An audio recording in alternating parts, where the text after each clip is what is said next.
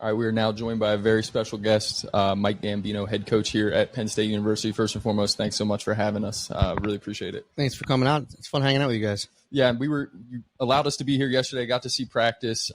Two things were very evident to us, jumped off right away, is how you guys treat people and also how important details are. Can you explain to me why those two things are so important for your program? Well, I guess the how we treat people part, I don't even know if that's something that we really talk about. It's just who we are and who we expect our boys to be. And, I mean, that's kind of like a golden rule thing, right? You just sort of assume, but it is important to us how we treat each other as a staff, how we treat each other from a coach to player, the player to player, but out in the community. Like, it's really, like I said, it's just about the golden rule. Like, be a good person, right? And then the level of detail that we put in to things, even from a language point, a lot of times we talk about do the little things, and we've talked to staff and talked to our boys about not using that term little things, but using the term details, because where the feet is from shortstop to second base and which side of the body is, or which side of the body the feet is on, or when and how you set up as a catcher to get to where you need to be to receive the ball correctly. While that might seem like a little thing in a drill when you're working on it, when it changes a baseball game, it changes a season, it doesn't become a little thing anymore. So we talk about just make sure we get really, really good at all these details. And then part of that is because once you know that once the game starts, all hell's going to break loose, right? Like, that's purposefully, right? Like, you're competing against somebody, and your plans are not going to go as exactly how you wanted them. And the throw from the outfielder into the infielder in a relay situation is not always going to be where you want it. So I have to be really good at getting myself into that right spot to throw the runner out or whatever it is. So, if we can be really good in our details from a planning standpoint with the staff, our language with how we're communicating, and then stay on those details with the boys as we're helping them develop, because the ultimate goal is when the game starts, like, the number one thing, yes, it's about winning, but winning's a byproduct, I believe. Like, I want them to be able to play completely free, no fear, no worry, no doubt. Like, you against me, we just compete and have a blast. Not have a fun, winning doesn't matter, right? This is not your orange wedges at halftime and everybody gets a trophy. But just really enjoy competing together, competing against other team, because I do believe that does lead to winning. I would imagine that if you're winning every day, if you're winning in the details, then it is the winning on the field comes after that. So when you talk about you just turn into the compete mode when the game goes on, so that way you're not thinking about what side that feed has to be on, as you mentioned in an example. Is it just about hammering that home every single day to them and being consistent with your message? Because it seems like it's everything for you guys. It's not just the stuff out there on the field. It's the stuff that they're doing off the field too, whether it's in, the weight room or the training room or how they keep their locker. Is it just messaging every day and being consistent so that they know that this is the standard and anything less isn't acceptable? Yes. But at the same time, the why to me is critically important, right? Like, I don't want them to feel like we're constantly breaking their chops about things that don't matter. Right? It's understanding, okay, here's why it matters. So, for example, when we're keeping, in the mudroom where the guys put their shoes, if that looks sloppy, here's why it matters, boys. So here's why it's important to me and to us for our program and our culture. Why? Just take the extra second to make sure it's done right. Right? So when we talk about discipline and accountability, I don't want this program to be about discipline. I don't want it to be about disciplining players or holding them accountable. I want it to be a culture of discipline and a culture of accountability where, if I don't do something well, if there's a typo on a practice plan, or if I'm not, they should hold me accountable. They should call me out, right? Like, if I forget something at practice or whatever it is, I want that, right? And they'll kind of laugh or something when they have to do it, but it'll happen. And the other accountability, I will do it all the time where I'll do something, say something, make a mistake, and be like, hold on a second, boys, that's on me. I got to do a better job. Apologize. And then you mentioned a word that is used and you hear it everywhere, right? Culture in any organization, whether it's athletics or not. Do you think, though, in baseball, in college baseball specifically nowadays, with the transfer portal and the turnover of rosters, which seems to have increased, is there a difference in how you build culture? Is it harder to build culture? Is there any difference at all, or no difference in building a culture?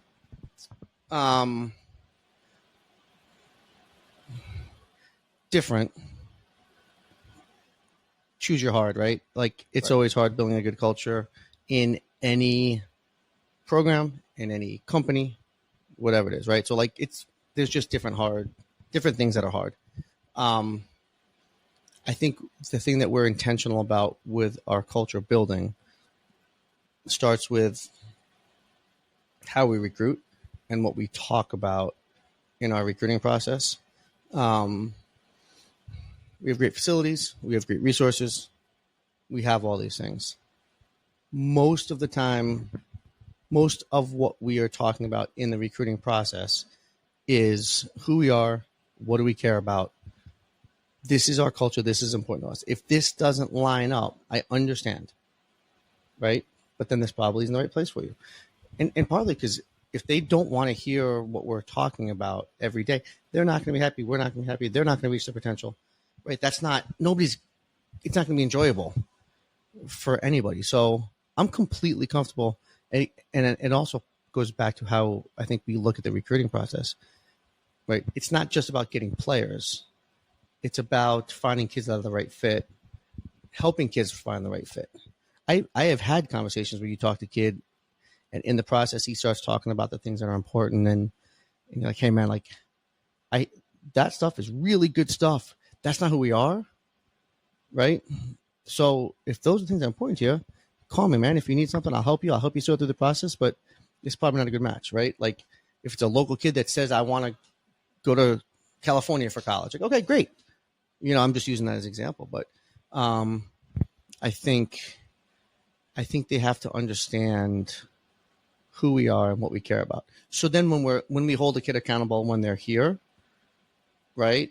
Well, we told them like, this is what's going to be important to us, right? We run 300s in the fall when we get here. And honestly, there's from a base, we're very intentional about what we do from a player development standpoint. And when we're running kids and lifting kids and working on the field, 300s doesn't have a real baseball impact. It's more of a competing and culture building and kind of seeing where we are. And we had a freshman, they touched the line with a foot and miss a line by an inch and a half. Pooch, he was on the other side of me. Pooch caught it, called it out. That one doesn't count. And when you talk about culture building, the kid after was like, thanks, coach. Like, I got to be better than that. Like, here we go. Right? Like, these are lessons because whether we want to or not, somebody is holding you accountable. But if you don't do a good, you don't stand on those details in your job, someday your boss is going to fire you. And if this boss doesn't fire you, you're going to lose a client or like somebody holds you accountable. It never fails. So how do we do a really, really good job holding ourselves accountable so nobody else has to?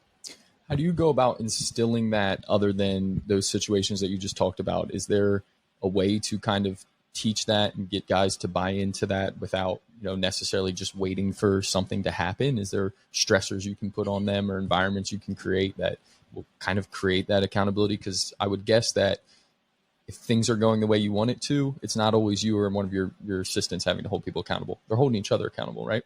We talk about that as part of the foundation of our culture. When we talk through our culture, kind of talk about it as a bit of a pyramid. The foundation of that pyramid is the idea of Ubuntu. I am because we are, right? That none of us can reach our potential without all of us, right? So how does that play out every day? It's everything from like real unbridled joy when somebody else has success. Like you can really be excited about that. And you and I can be competing for a job and helping each other get better every day, right? We were talking blocking with our catchers yesterday, and we're sitting there and Joe DiMucci and Nate Voss are talking to our two freshman catchers about how they block and what are their feels and how do they get their body in the right spot. So, I'll teach you some stuff but everybody has different things that make sense to their body. And all these guys are all competing for jobs against each other, but we love each other and care about each other enough. I think especially with boys, we think that love and toughness are antithetical, right? And and same thing with they think vulnerability means you're not tough as well. And like, those are not the case. You can be tough and competitive and really care about each other. And care about each other that, hey man, you and I are both going to work on receiving this ball together, and I'm going to teach you and you're going to teach me. And that's our job. I got to get better and I got to get you better. And we put it into every drill. You'll see Mock with the infielders yesterday talking about, and then all of a sudden he'll say, hey, what do you got? How do you do this? What do you think? So it's something that just happens every day. And then you start seeing it with the older guys when something happens and they'll grab me like, I got it. I'll talk to them. Okay, right, great. But it works the flip side too. I mean, we have a freshman that came in hurt, and I was talking to one of the other freshmen the other day, man, like checking on him. Let me know what you got. Not like talking bad behind the, like, because sometimes they'll say to us, I'm fine. Okay, just go check on him. Make sure he's okay. Report back to me. He's in a good spot. Awesome. I would imagine then trust and relationship building is extremely important then to create a culture like that, to create accountability. Is that right? I guess is what I'm asking. How important is it to create trust between I don't know if it's right or wrong. It's what we do. Yeah. So the trust, you can't have a relationship with anybody without trust. The whole thing falls apart without trust, right? Like, if you're asking somebody to fix your car, you need to be able to trust that work is going to get done the way you asked for it. Or I guess wouldn't be the way I asked for it because I don't know anything when I pick up the hood. But if this thing's broken, I need it fixed, and I need you to do what I say, and I need you to charge me what it actually costs. If that can't happen, I can't go to that guy. I got to go to somebody else, right? Like, you need the basis for any relationship. It has to start with trust.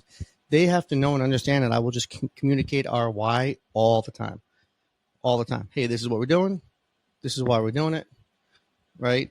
And if something changes, I'll communicate that with them as well. But these guys, I believe, and they know that for better or for worse, we're going to be upfront and we're going to be honest with them, right? And then hold them accountable to those standards. And then if we make a mistake, we'll be accountable ourselves.